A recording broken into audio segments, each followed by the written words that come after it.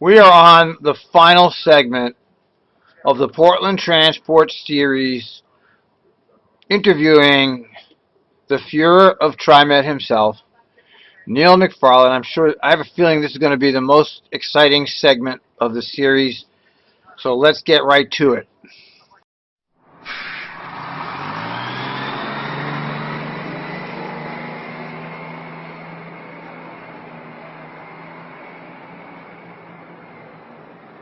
So let's shift to potpourri. We had a question about bikes on Max. Yes. I often see Max vehicles that have all 4 bike racks full, and often bikes in the mobility device area as well. Sometimes I'm one of them. Any opportunity to figure out how to get more bicycles onto a Max car? So right now we think we're at about the max, no pun intended, I guess, related to the number of bikes that we can put on a Max car. Some people have suggested, for example, where we have 2 hooks, could you put 3? We've looked through that, gone through the physics of that, and what happens is the handlebars begin to impede the flow within the aisles and the ability of others to move around. So what I would say, first of all, is that you're talking to a transit guy who really believes the connection between the transit system and bikes is incredibly important, and one that we really have to accommodate. I don't know that. There's your answer. The answer is you can bring your bikes on Max any time of the day. You can bring as many as you can pack on, and TriMet won't do anything about it. And that's what's been going on. So there are no rules about the number of number of bikes that can go on Max. As many as you can squeeze on, and that will continue. We can always accommodate the number of, on the vehicles themselves. But the other thing to think about in that regards to that is that as we add more service, we'll also add more bike capacity, whether it's bus or train. So that would be a positive note. But the other thing is that we have really tried to tread new territory with the Portland-Milwaukee light rail, move into a broader acceptance and embracing of bikes and the accessibility they provide.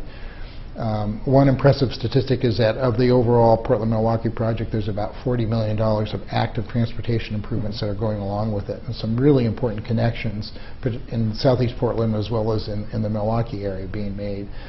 The other thing we've done is really sort of not that I would say that the Portland code is bad, but we were saying that it was inadequate when it came to transit, to bikes at transit stations, and so I think by code we had to have like 8 stations, and what we've done is really sort of start over with sort of other kinds of storage facilities that really have increased that number just completely dramatically at our various stations along the line. So I think our bike riding customers will find great access and great facilities when we open this line. And we're trying to retrofit some of those things along the rest of our system as well. We're interested in a bike and ride sort of facility, storage facility in the Goose Hollow area, as well as Norinco. Those are sort of up on our list as well. Well, I've actually been pushing for a thorough rewrite of the bike parking portion of Portland zoning code. So I will take your observation as evidence in that effort. Slightly connected to that, what do you think about bike share in central Portland as part of the answer to that? So if you're doing sort of bike park and ride at one end of your trip, if there's then a bike share bike available at the other end, does that help the equation? I think it helps the equation a lot, and I think it's a really great accommodation of that, what we call in transit, that last mile connection. And I would tell you that I think there's a lot of places, not just downtown, but in other parts of the region where I think that may become important as well. We've been working, for example, with Nike about better connections to their campus, from particularly as their campus grows, from our Beaverton Creek transit station. And I begin to think about, what if there were a nice sort of bike share arrangement between the central campus and that? And that would take care of the last mile for obviously a lot of the employees there. So there are places where I think I'd love to.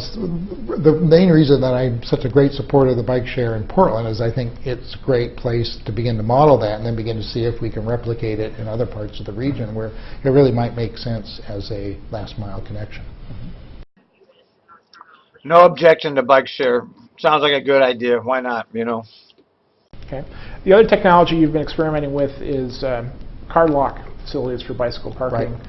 I know the one at Sunset was the first one, but wasn't fantastically successful. Right. There have been some others. How are those doing? I would still say that we're anxious for more users on all of them. Translation, of course, they're not being used, or very sparsely used. But I think the one at Beaverton is getting more heavily used, and I think that's more centrally located, probably in better access terrain. And I think that's one of the lessons is that you really need a good network of streets and roads that are accommodating to bikes to really make those particularly successful. Would you consider those at locations other than transit centers? You know, I think about Interstate in Killingsworth, which isn't a transit center, but probably has more passengers going through than some transit centers do. Exactly.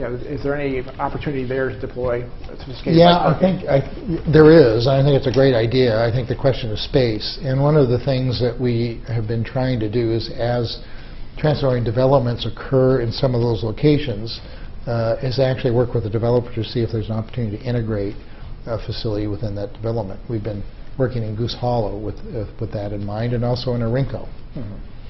Okay. Carbon emissions are on the mind of our readers. You added some hybrid buses to the fleet last year. We'd love to get an update on how those are going, and I think a lot of our readers would still love to see a zero carbon policy for TriMet at some point. How's your thinking evolving along those lines? So first of all, our hybrids are doing a lot better than the first generation hybrids we had. So we are seeing a substantial boost in fuel economy. I'm not going to be able to quote you the numbers. I think they're a little above 5 miles per gallon, and our normal buses are sort of 4 to 4.8. So it's actually been noticeable and good in terms of their performance and their fuel economy. So that's better. I'm not sure the price difference justifies itself at this point in time entirely. That's why we're demonstrating it. I would say here in the next year we will take delivery of what we think is sort of the third generation of hybrid, something we call super hybrid. And what it will do is take more of the load and put it into electrical power as opposed to putting it on the diesel engine. So at each step we begin to put more and more of the work of the diesel engine into the electrical system, and that will help reduce emissions and hopefully improve economy over time. That's the theory. So we'll be looking forward to doing that as well. Fluffy, useless information that has really nothing to do with anything, really. Who cares about, well, they got 3 hybrids. When it comes to carbon emissions, though, what I always want to do is step back and say and emphasize the incredibly important role of a transit system in getting the overall region's emissions down. And it's been really enlightening watching and following Metro's Climate Smart Communities effort overall. And I think it wouldn't be an oversimplification to say that the tactics that have moved the dial in terms of total regional carbon emissions the most have been those that are associated with transit and transit-oriented development. So some of the scenarios they've tested, for example, are what would happen if you double transit service and as a result you ended up tripling mode share. And you do end up with an enormously effective, I think, reduction in carbon emissions overall.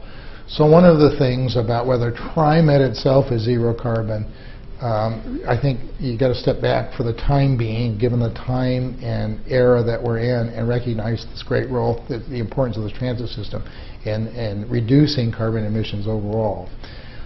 The third thing I'd say, maybe it's the third, I've lost count, about this is that we are following. It's fluffy, useless nothing. I mean, TriMet takes 12% of the cars off the road. That's better than nothing, of course, but it's not. I mean, how are you going to reduce carbon emissions until you can get more people off the road? And there was a great post at Max Redline. I know a lot of people don't like it because it's a right-wing blog and all that, but there's some really great stuff that he posts over there at Max Redline. And they made the point that, everybody, all these places like Portland, well, especially Portland, whine about carbon emissions. They're worried about carbon, and they do nothing to speed up the traffic. Now, the real quest would be to speed up the traffic so the traffic's not sitting idling or stuck on highways. And they've done nothing around that. So the whole conversation about carbon emissions is phony. Really closely electric bus technology. Our mechanics and technologists think that technology has a lot of potential in the future. Electric vehicles are simpler, they're easier to maintain, they're quieter, they have a lot of advantages. The problem right now is they're very expensive, and the battery capacity doesn't allow a bus to go through its normal daily duty cycle with one charge. So that means that if you put an electric bus into service, you've got to find a way to sort of top off the battery at various locations during the day. And there's some systems that are coming on that we're really very interested in that would allow us to do that at transit center sites or layover sites, for example, and then allow the bus to get through its whole day. That's really been, I think that's the major obstacle for, in addition to cost, and bringing the cost of electric technology down. Are those rapid charging technologies or fast battery swap technologies? Rapid charging, and there's really two styles. There's one particular manufacturer has, for lack of a better, kind of a claw that comes down on top of the bus and does a rapid charge. I think in less than 10 minutes will charge it up. Another, and then there's more than one manufacturer also is beginning to offer induction charging from the bottom, which would be a magnet essentially that gets charged up under the street. So interesting technology to keep our eye on, and we're really interested in it at TriMet. We'd love to demonstrate it, frankly. Well, it's being used in various places right now. This is not new technology. It's going on, and I don't have it off the top of my head who's using it, but it is in use. Well, we're talking about vehicles. The City of Portland, of course, is going through another exercise to look at funding at levels that would be sufficient to work on the maintenance backlog. It frequently gets quoted that the most destructive vehicle on the city streets is a TriMet bus because all the weight is placed on two axles. Is anybody working on solving that problem? There is a Transportation Research Board study underway right now. I have actually some initial findings Commissioner Novick actually shared with me here recently. But you have to be careful about solving one problem and causing another. So there are a lot of trade-offs when you get to that. I would say, related to our latest buses, we have been doing a lot of work in terms of looking for lighter weight materials and composites that go into that. Our 3100 series, for those who ride frequently, will know they have these plastic formed seats. The year previous, they had sort of metal, if you will, stainless back seats. Moving to the plastic saved us on the order of 500 pounds a vehicle. So those are the kinds of changes that we can make and are making right now. But frankly, the other part of this is that everybody wants the buses to be very comfortable now, and that's right. But that means air conditioning, which means weight. Frankly, if you begin to think about some of the other technologies, like battery technology, you have to be really careful of weight as well. So I don't think there's a immediate solution on the horizon, but there are some very smart people thinking about it. Nobody's proposed putting extra axles on a bus? Well, the problem with that is that you've got to sort of be careful about how you turn. And when you put the two wheels, you really restrict the turning ability of a bus. Unless you can figure out how to make that work in a really high-tech way, which might be another problem. All right. Our last question. By the way, the rear buses do have 4 tires, and so it's not as if there is an attempt to spread the weight over those 4 tires in the rear. Okay. Our last question area is about electronic fares, and we're recording this on March 26th, and TriMet put out a press release this morning saying that you selected a contractor for your e-fare system. Can you tell us both what you've learned from the Globe Sherpa project and what the prospects are with this new contractor?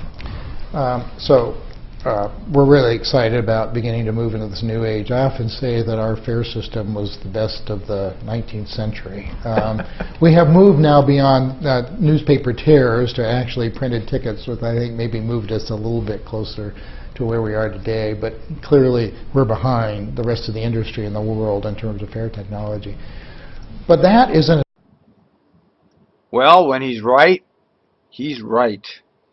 Advantage for us right now because we can learn from the mistakes of others. So as I like to say, it's a really good thing to be on the cutting edge, not the bleeding edge. And so I think that's exactly what. That was a good one, Neil. He wants to be on the cutting edge, not the bleeding edge. Touché. Good line. Where we are with this electronic fare system. One of the things we did learn in moving to the Globe Sherpa transit app is how quickly people adapted to it. Literally, I think we probably just about blew the lid off of their business plan in terms of the number of downloads that occurred in a very quick period of time. I think we're now up to 70,000 or so downloads. And we've had, I think we're well over $1 million in ticket sales and growing very rapidly. So it's been widely accepted and quite quickly, and I think that's one of the things we learned. I think people really like, and I hear from customers all the time, they really like the convenience of it, and so that's an important thing. I think the other thing we learned from that we apply to that is using something that's already in a lot of people's pocket is a really great way to advance our convenience to those customers. You know, I don't have any problem with it. I think the cell phone app is a great thing and another convenience factor. I do have some problems with it. Number one, the $5 minimum, which is unethical because you have sidelined HC and students from using it, and that's not right. That's discriminatory. That's not an that's a violation of equity there. And the minimum charge should be prohibited on public transit anyway. You should not be forced into paying more than you need. It's unethical. That's my first problem with it. And the second problem with it is that I've heard a lot of negative feedback about the design of the app. It's not the all wonderful do-all that they say it is. It's a very good convenience. It works for many, many people. But they never, ever talk about the problems. They don't talk about any problems with anything here. And I've seen more than a handful of tweets and comments about how awfully the thing is designed. So, well, it's a good thing it was designed poorly. Our contractor is Innit Innovations, Inc., and they are currently installing a smart, what we call account-based electronic fare system in Finland. They're working in Sacramento. They're working in a number of places around the world, Munich. So they're very experienced. They're bringing a really top-notch team. They really want to make this the U.S. model of a great fare system, and so we're anxious to be working with them. And we do expect this will still take some time. We're not expecting implementation of this until 2017, and we're hoping that sometime after the opening of the Milwaukee Light Rail project, we have some small group testing going on of it. So we won't turn the website on all at once. That's $30 million, by the way, for this. A lot of us question this kind of bells and whistles planning that they seem to have at TriMet, where they can just come up with $30 million to try to perfect what's already been perfected. And if they had just regular old machines that work properly, this wouldn't be necessary. And I happen to agree that it's a waste of resources at this point. They could just follow in the Orca's footsteps and save themselves millions. But it's TriMet. When it comes to the capital projects, they'll spend what the sky's the limit, and this is a type of capital project. It will be done with some group tests where we begin to make sure that it's reliable before we turn it on. I'd say there's a lot of advantages to it, and I think you know these very well, Chris, but from our standpoint, If we can move people away from the ticket vending machines and from cash, that's much more efficient for us in terms of the cost of collection, and it's much more reliable for the customers. To have account-based systems is really easy because people can just in their pocket and a couple clicks on the phone move money into the account. And again, this is a very flexible system. We're expecting that you'll be able to use the phone to pay. You could use a chip-embedded credit or debit card, or you could use a TriMet-style MasterCard shopping card. Mm-hmm. And one of the things we also foresee is a very broad consumer network. So if you're at the 7-Eleven and you see a stack of credit cards credit cards that you can buy as a gift, mm-hmm. or use yourself, that my hope is in the future you'll see one for TriMet, so they'll be available really just about anywhere. So one of the benefits that's been touted for electronic fares is the ability to essentially buy a pass in pieces, right? That exactly. If you're a frequent user, you could just buy your ticket every day, and when you hit the price at which you would have had a monthly pass, you'll stop getting charged. Right. Yeah, that's clearly an excellent feature. But on the flip side of that, there's an equity question, right? Because the people who are unbanked, don't have a smartphone, will find it difficult to access the system, are typically the least advantaged people in our society. Mm-hmm. So if they're the ones who are kind of stuck using cash only, they're not getting those benefits. What are TriMet's ideas about addressing those equity challenges? Now, that's the first really poignant question that Chris has asked in this whole series. That's the first really good question, because it's a very serious breach of equity. And let's see what the czar says about it. Well, I think, first of all, the feature that you noted, the ability to apply those caps on either a daily basis or a monthly basis as it is a great enhancement in equity. So what we hope that will do is encourage even the unbanked to move to the electronic system. Because Neil, you didn't hear what he just said? He said the people don't have access to a cell phone. They don't have access to a bank. They're not going to move to your system because they can't. Don't be switching the question around, which is what you love to do. Okay, you've already blown the question. Even if you're unbanked, you can go under this proposed system to a local 7-Eleven or a ticket vending machine and use cash to add value to your card, and then on that card, those caps will be calculated for the customer. So that's the hope, is by a broad consumer distribution network, we reach out to every neighborhood in the city, including those that aren't particularly well-off neighborhoods, and make sure that those means and mechanisms are available to everybody. And that's going to be a big part of the job of translating our system to the electronic system. And we've known that from the get-go. But it offers that specific benefit, particularly to lower-income riders, that I think really makes that worth that transaction. What a bullshit answer. He's trying to say that our switch to the electronic system will help the people that don't have any money and the people that don't have stuff. Bullshit.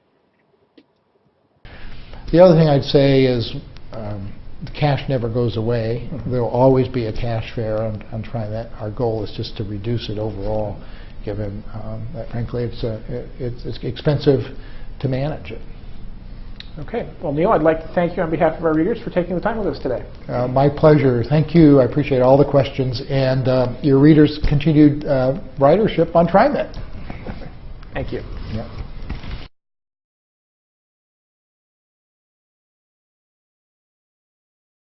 Well, not much valuable information at all in this entire series. What was obviously conspicuously not part of this conversation with Chris Smith was any conversation about the union. It's completely not in here. So what's the point of having a conversation with the general manager when you're not going to discuss the most important issue of the contract? So Chris Smith, you get an F. Okay, your interview was useless because it didn't give us any information that we didn't already know. And you didn't hit him hard at all, except with that last question. And even that, you let his bullshit answer stand. So, bad job.